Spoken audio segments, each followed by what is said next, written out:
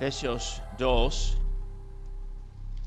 y vamos a leer de los versículos 11 hasta 22, por favor.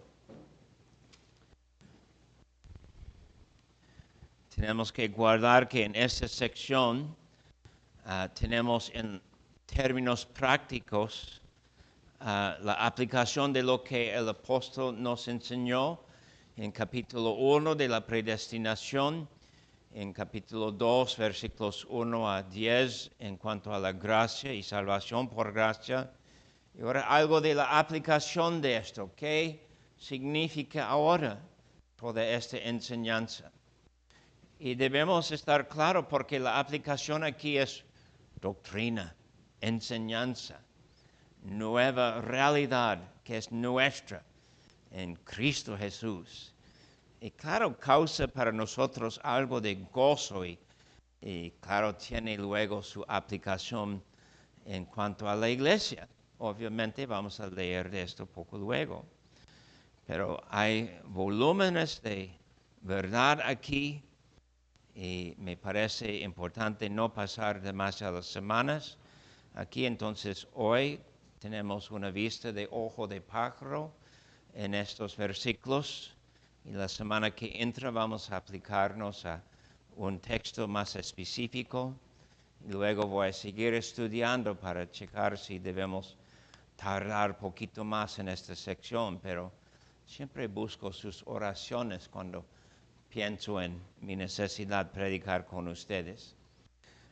Efesios 2, 11 a 22. Por tanto, acordaos de que en otro tiempo vosotros, los gentiles en cuanto a la carne, erais llamados incircuncisión por la llamada circuncisión hecha con mano en la carne. En aquel tiempo estabais sin Cristo, alejados de la ciudadanía de Israel y ajenos a los pactos de la promesa, sin esperanza y sin Dios en el mundo. Pero ahora, en Cristo Jesús, vosotros que en otro tiempo estabais lejos, habéis sido hechos cercanos por la sangre de Cristo, porque Él es nuestra paz, que de ambos pueblos hizo uno, derribando la pared intermedia de separación, aboliendo en su carne las enemistades, la ley de los mandamientos expresados en ordenanzas, para crear en sí mismo de los dos un solo y nuevo hombre, haciendo la paz. Y mediante la cruz reconciliar con Dios a ambos en un solo cuerpo, matando en ella las enemistades. Y vino y anunció las buenas nuevas de paz a vosotros que estabais lejos y a los que estaban cerca. Porque por medio de Él los unos y los otros tenemos entrada por un mismo espíritu al Padre. Así que ya no sois extranjeros ni advenedizos, sino conciudadanos de los santos y miembros de la familia de Dios, edificados sobre el fundamento de los apóstoles y profetas, siendo la principal piedra del ángulo Jesucristo mismo, en quien todo el edificio bien coordinado va creciendo para ser un templo santo en el Señor, en quien vosotros también sois juntamente edificados para morada de Dios en el Espíritu. Aquí tenemos la nueva realidad, y que esa nueva realidad tiene que ver con una sola iglesia, es decir, un solo cuerpo en Cristo Jesús. Y quiere decir que es una sola comunidad. Y nosotros decimos que esa nueva realidad en Cristo Jesús fue tan distinta y única que los judíos no esperaron lo que pasó en la muerte de Cristo Jesús. En sus mentes los judíos fueron dedicados y ferozmente convencidos de sus ideas, convencidos de sus entendimientos de las Escrituras y sus esperanzas fue algo que no fue posible cambiar, y podemos decir que ni los milagros, ni las señales de Jesús, ni las acciones de los tribunales que declararon a Jesús inocente, ni las circunstancias de su crucifixión con milagro, prodigio y algo para espantar, ni la resurrección. Nada de esto pudo abrir sus ojos. Leímos en Hechos 3 esta mañana que Pedro dio a los judíos un puño fuerte con una invitación linda. Y allí él invitó a ellos a recordar que aunque eran culpables de la muerte de Cristo, que Dios en su misericordia les llamó de los cielos en nombre de Cristo Jesús. Entonces fue esa palabra que abrió la idea de ver personas en cualesquier países llegando a ser seguidores de Cristo y parte del pacto de Dios en Jesucristo, que Pedro podía decir a ellos en Hechos 3 que eran coparticipantes en la promesa. Y aquí Pablo dice algo similar a nosotros. Y nosotros debemos ver lo que es prometido o lo que es dado a nosotros en estas palabras 11 a 22. Hay muchas maneras de dividir esta sección, hay muchas maneras de explicar, pero yo quiero explicar qué de los judíos y luego qué de los gentiles. Y ver estos dos puntos, luego vamos a poder ver la aplicación en la iglesia. Entonces, primeramente, ¿qué de los judíos? ¿Qué dice aquí 11 a 22 de los judíos? Hay mucho que decir, voy a decir unas cosas con algo de cuidado y luego rápidamente de otras cosas. Con el punto de reconocer que Pablo sí sabía de qué hablaba y sí está de acuerdo Pablo con el Antiguo Testamento en lo que él dice. Versículo 11. Los judíos fueron reconocidos como circuncidados. Y ellos reconocieron los gentiles como los incircuncisos. Cuando dicen así los judíos, eso fue palabra de calumnia, borrón. Quisieron decir algo fuerte y malo de los gentiles. Los judíos, sin Cristo, así eran personas de orgullo. Personas que pensaron que su sangre fue más preciosa que la sangre de otras razas. Luego, versículo 11, eran los judíos circuncisos en la carne. Y nosotros decimos que eso es meramente lo de fuera.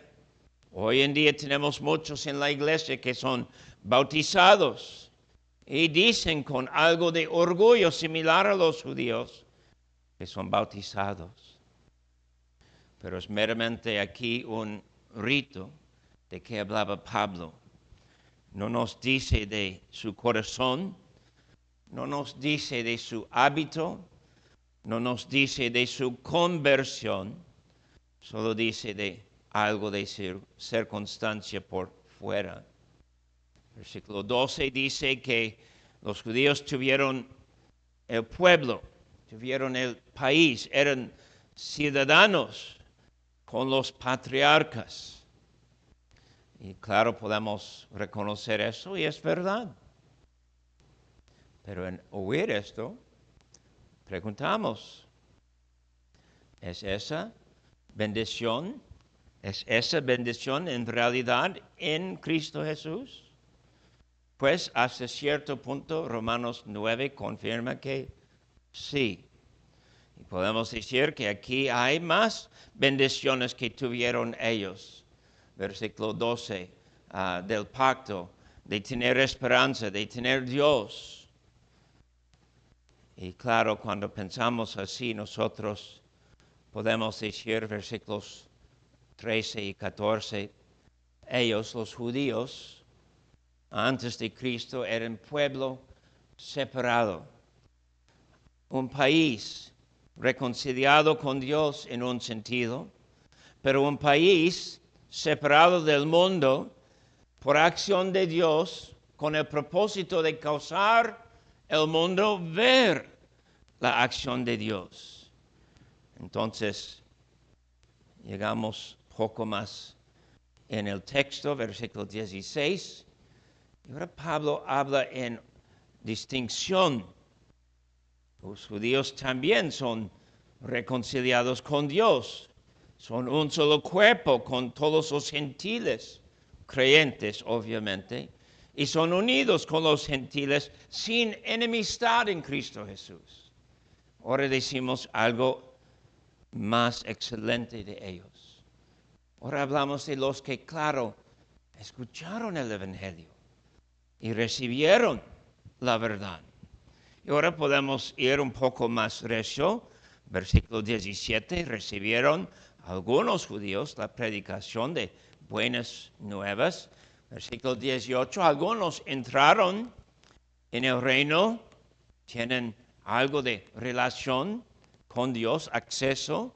Versículo 19, con ciudadanos, con los gentiles, parte de la familia de Dios. Versículo 20, los que son en Cristo y tienen relación con apóstoles y profetas porque recibieron su mensaje. Versículo 21, hay judíos en Cristo que son templo real. O 22, morada de Dios en su espíritu. El punto de leer así es entender que no leímos mucho de este pasaje sin perder de guardar que hay dos grupos. De repente tenemos que reconocer que llega el Evangelio y llega con los judíos, y los judíos que recibieron el Evangelio eran en enemistad con los gentiles y ahora están en amistad con los gentiles que están en Cristo Jesús. Algo pasó, algo fuerte. Decir lo que era o es el judío en Jesucristo, es decir, lo que es y será los gentiles en Jesucristo. Y la aplicación es muy sencilla en este momento. Hay movimiento del Evangelio. Rompe cadenas, rompe el pasado, rompe enemistades, rompe la distinción que había antes. Y los judíos recibiendo Cristo tuvieron que recibir que algo pasó. Algo pasó para cambiar su estancia, su estado, su persona y su relación con los demás en el mundo. Antes fueron relacionados con 12 tribus, con los profetas o con la historia y el templo, etc., por medio de su sangre. Ahora están relacionados con otro grupo, pero no tiene que ver con su sangre, sino tiene que ver con la sangre de Cristo. Es algo fuerte y tenemos que reconocer esto. Rompe patrones de historia, rompe patrones de familias, rompe expectativas de cómo vivir, rompe lo que están esperando en el mundo, rompe carreras. Los sacerdotes recibiendo Cristo ya no tuvieron después carrera, ni en el templo, ni en las ideas del templo, ni son recibidos en un sentido como los apóstoles o como ancianos o como algo así en la iglesia. Es una nueva realidad. Y puede ser algo difícil. Y debe ser reconocido como obra de Dios. Y luego podemos preguntarnos qué dice el pasaje aquí de los gentiles, que dijo Pablo de las naciones. Gentiles es meramente palabra que quiere decir el que no es judío. Y así fue la distinción en la mente del Nuevo Testamento y Antiguo Testamento. No en sí dice nada mal de los que no son judíos. Pero ahora voy a progresar rápidamente porque entienden cómo quiero progresar. Versículo 12. Los gentiles antes de conocer Cristo, sin Cristo, alejados del pueblo de Israel, ajenos de los pactos, de la promesa. Nótense bien. No dice ajenos del pacto y de las promesas. Ajenos de los pactos y de la promesa. Y luego, sin esperanza, sin Dios en el mundo, versículo 13.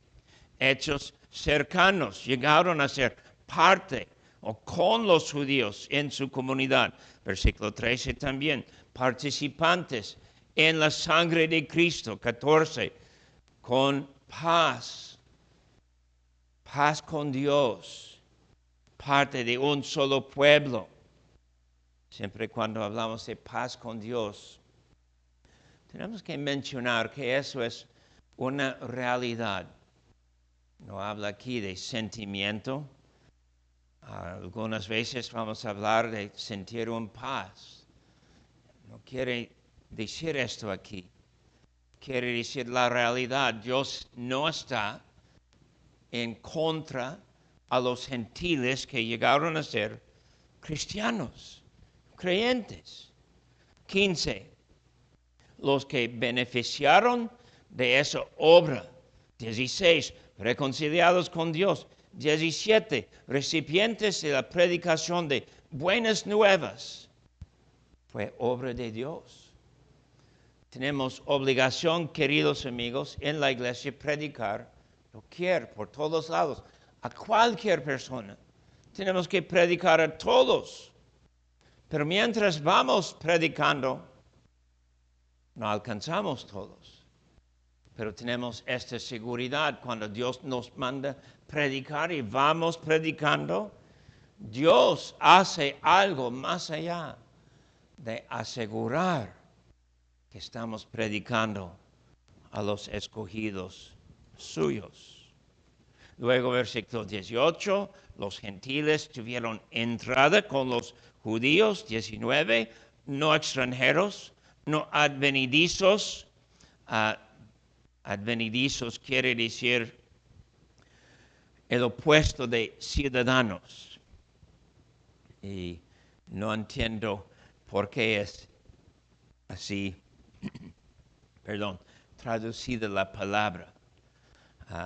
La idea es de una persona que es extranjera y llega en otro país y poco a poquito la persona es recibida y poco a poquito entiende la cultura y costumbres y poco a poquito hace lo que es necesario ser ciudadano.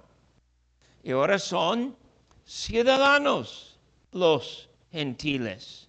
Y luego parte de la familia de Dios y una palabra más. Santos, santos. Todo eso pertenece a los gentiles que son cristianos. 20, edificados por medio de apóstoles, profetas y Jesucristo, la piedra de ángulo. 21, templo santo. 22, morada de Dios por su Espíritu. Y ahora hay traslape fuerte entre judíos y gentiles Y no es posible separar, pero es posible decir que algo pasó. Algo pasó. Fue Dios. En resumen, decimos que lo que pasó tiene que ver con las palabras del versículo 18. Porque por medio de Él, Jesucristo, los unos y los otros, judíos y gentiles, tenemos entrada por un mismo espíritu al Padre. Es interesante que hay dos grupos mencionados y luego no dice tienen y tenemos, dice tenemos. Los dos grupos, ahora un solo grupo, entrada.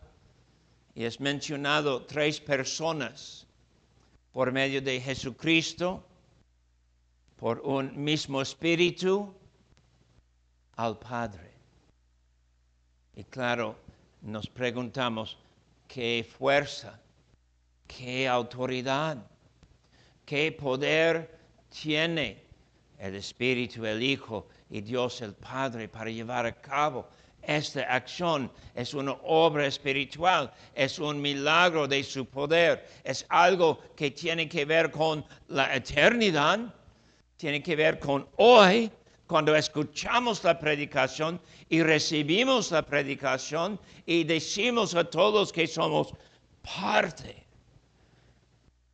de los judíos por entrar. Excelente es la enseñanza de 18 en resumir el Evangelio y poder de Dios, Padre, Hijo y Espíritu Santo, para causarnos estar en Cristo Jesús. Y el punto, igual como punto 1, debe ser obvio, todo lo que el judío recibe en Jesucristo, los gentiles en Jesucristo reciben igual. No hay distinción. Y deben abrir sus Biblias un momentito a Génesis, capítulo 22.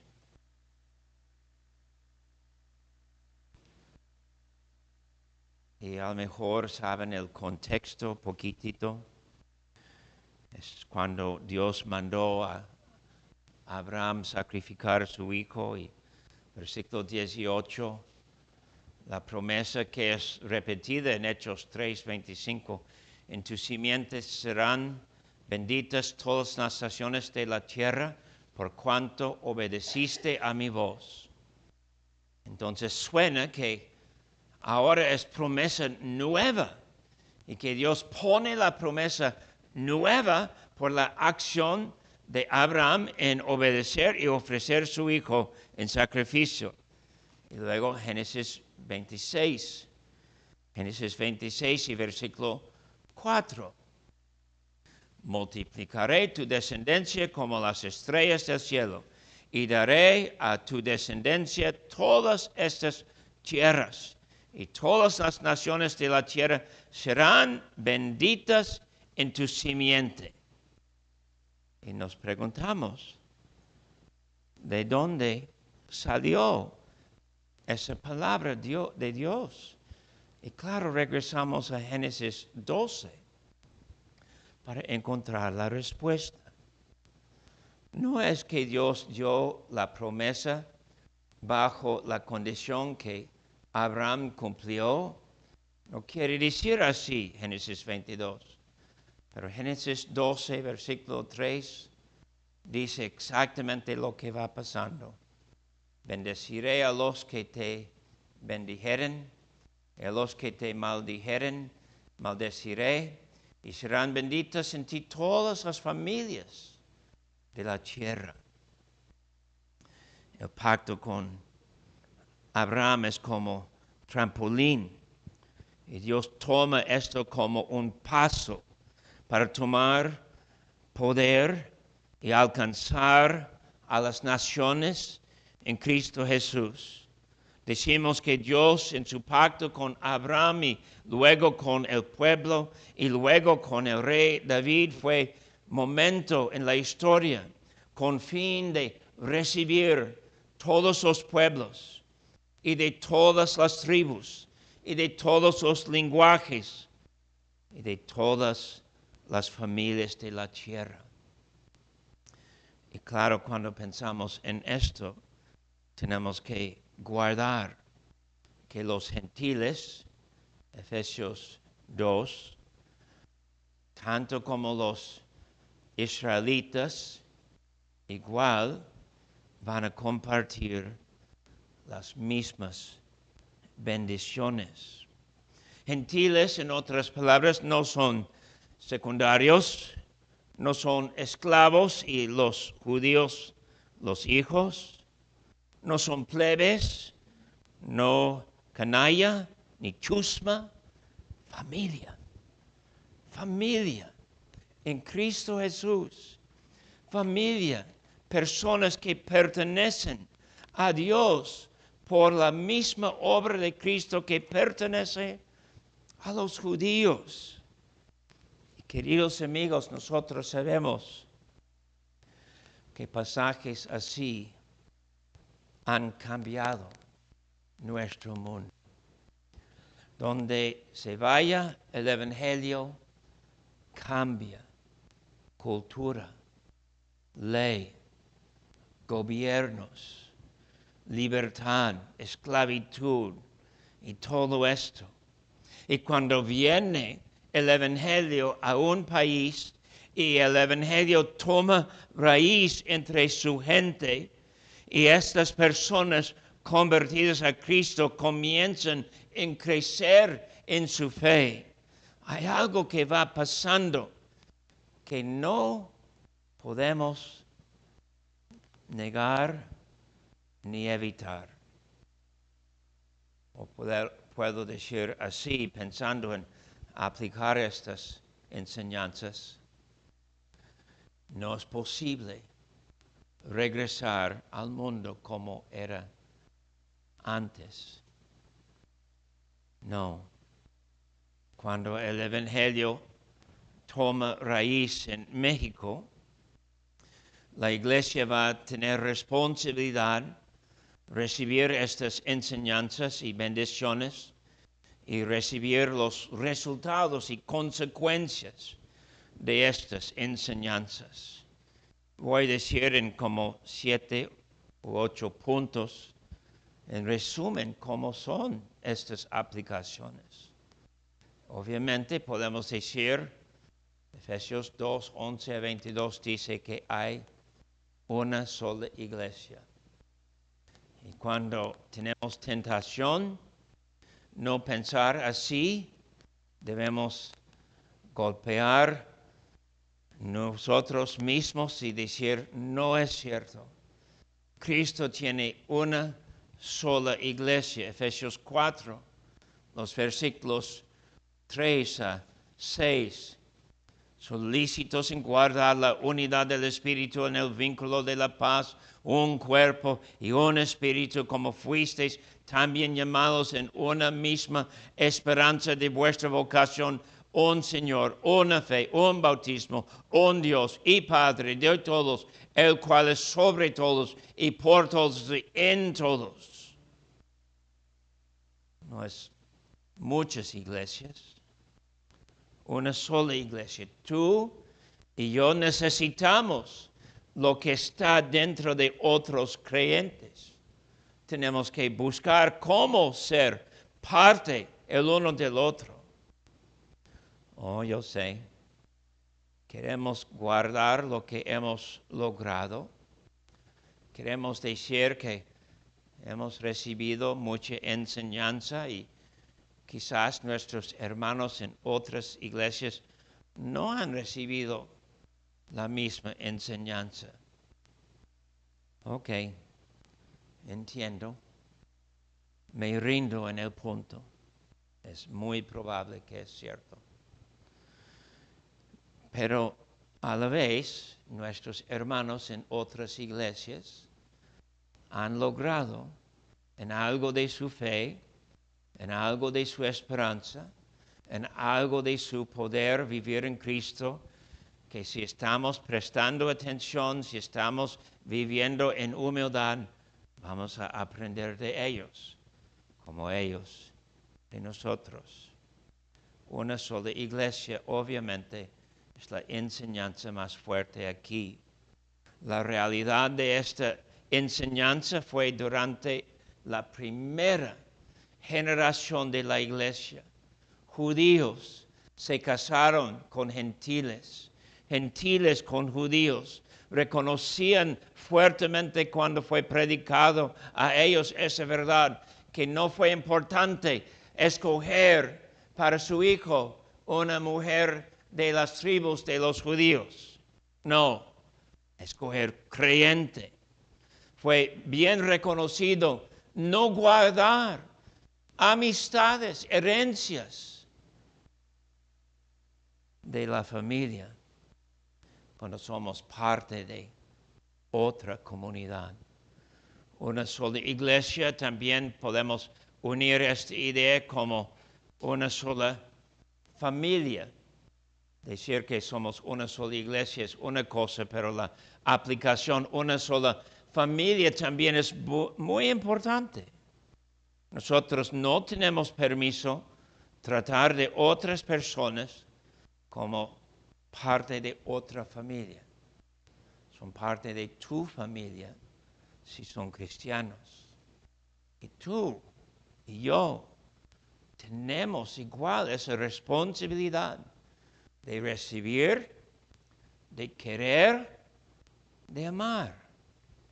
Hoy en día hay muchos que dicen, oh, es cierto que amo a mis hermanos, pero no quiero estar con mis hermanos.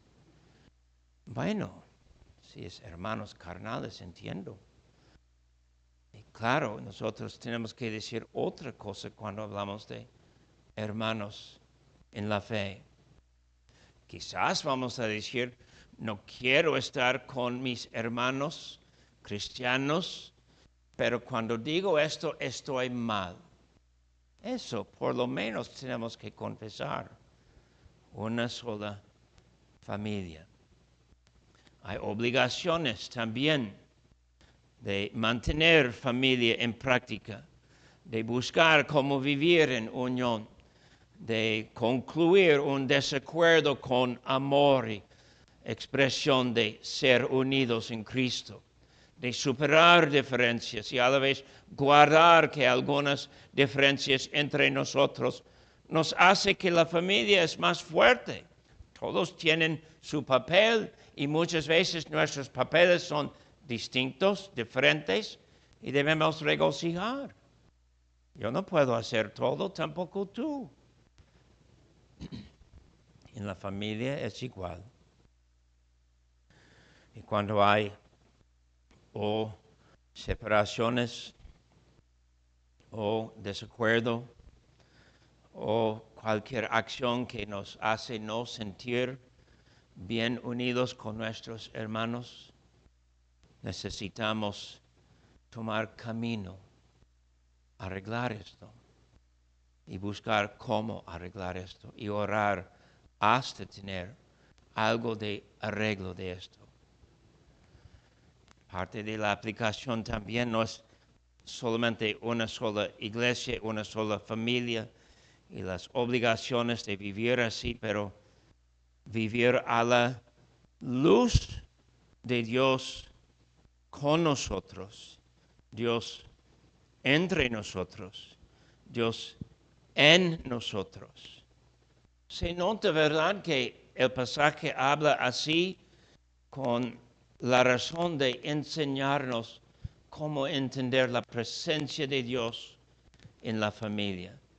Versículo 18, tenemos entrada. ¿Dónde vamos entrando? No es un templo, no puede ser un templo hecho con piedra, no. Tenemos entrada. ¿Dónde está esa entrada? Hoy tenemos pista de esta entrada, capítulo 1, versículo 3, bendito sea el Dios y Padre de nuestro Señor Jesucristo, que nos bendijo con toda bendición espiritual en los lugares celestiales en Cristo. Capítulo 1, 20. Hay un poder que está en nosotros El poder que está en nosotros, 20, la cual operó en Cristo, resucitándole de los muertos y sentándole a su diestra en los lugares celestiales. Cristo está allá y las bendiciones en Cristo vienen de aquel lugar. Capítulo 2, 6. Juntamente con Él nos resucitó y asimismo nos hizo sentar en los lugares celestiales con Cristo Jesús. Nosotros también allí estamos. Hemos entrado. ¿Dónde? En el país donde Cristo está morando. En el templo santo, no hecho por piedras. Donde Dios mora en lugares celestiales. Y querido amigo, debemos regocijar esa entrada por Cristo. Versículo 18. Al Padre por medio de un mismo espíritu. Tenemos relación, amistad, comunicación, comunión con tres personas. El Padre, el Hijo, Espíritu Santo. Y claro, la persona que nos lleva allá, versículo 22, es el Espíritu de Dios. Yo creo que algo que explica la pobreza de nuestra vida o nuestro estilo de seguir en pecados tiene que ver con esto de no entender la persona del Espíritu con nosotros. No aquí alrededor, no meramente en la iglesia, pero es una verdad que guardamos. El Espíritu está en la iglesia, con toda la iglesia. Pero la idea aquí es el Espíritu con nosotros. Y ni sé, me da sugerencia pensando en esto, sería excelente checar en cuántos pasajes habla la Biblia de el Espíritu Santo morando en nosotros.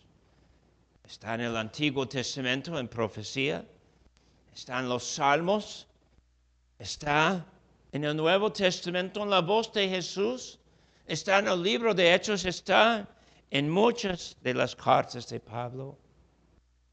La morada de Dios en su Espíritu puede ayudarnos pensando en la salvación, en superar nuestra pobreza de fe o nuestro estilo de seguir en pecado cuando no debemos seguir en pecado. Podemos decir que parte de la aplicación es un cambio fuerte de mentalidad. No hay clase, no hay cultura que es separado de Cristo. No hay cultura que sigue igual cuando personas están en Cristo. No hay racismo. No es que hay unos de una raza y ellos tienen su iglesia y su estilo y hay otros de otra raza y ellos tienen su iglesia. No hay iglesia de ricos y luego iglesia de pobres. Y sabemos que los ricos, a ellos les gusta X y a los pobres a ellos les gusta otra cosa. No. Tenemos obligación a borrar esas distinciones, encontrar, no tener prejuicio o algo de juzgar al hermano, juzgándole por ser rico o juzgándole por ser pobre, o pensar que tiene la culpa de algo por ser o rico o pobre, o ser de alguna raza, o no ser de nuestra raza, o no ser de nuestra cultura. La iglesia tiene toda esta bendición de vivir en Cristo por lo que Él ganó. Y algo va cambiando. Y qué emoción, y qué gozo, y qué esperanza, y qué expectativa. Juan en Apocalipsis, viendo el trono de Dios y alrededor del trono Dios le dio ojos ver millares y millares de cualquier tribu, de cualquier nación, cualquier color de piel, unidos en una sola canción de alabanza a nuestro Dios. Regocijamos que ese es el fin de la humanidad en Cristo Jesús. Amén.